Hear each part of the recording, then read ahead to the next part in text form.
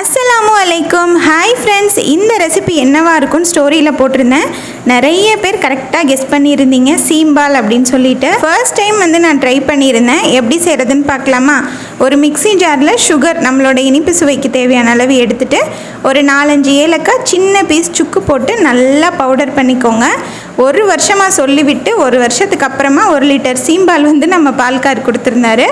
So அதில் அந்த powder பண்ண சுகரை போட்டு நல்லா கரைச்சி விட்டுட்டு எந்த பாத்திரத்தில் ஸ்டீம் பண்ண போகிறோமோ அந்த பாத்திரத்தில் வடிகட்டி ஊற்றிக்கலாம். இப்போ என்ன பண்ணலான்னா, இட்லி பாத்திரம் இருக்கு இல்லையா, அதில் தண்ணி ஊற்றிட்டு அதுக்குள்ளே ஒரு ஸ்டாண்டு வச்சு இந்த பாத்திரத்தை வச்சு மூடி போட்டு விட்டுட்டு கரெக்டாக 35 மினிட்ஸ் மீடியம் ஃப்ளேமில் வச்சு கொதிக்க விட்டேன். நல்லா அந்த சக்கரை தண்ணியில் ஊற ஊற அந்த சீம்பால் பார்த்திங்கன்னா அப்படியே நமக்கு ரசகுல்லா சாப்பிட்ற மாதிரி அவ்வளோ டேஸ்ட்டாக இருந்துச்சு.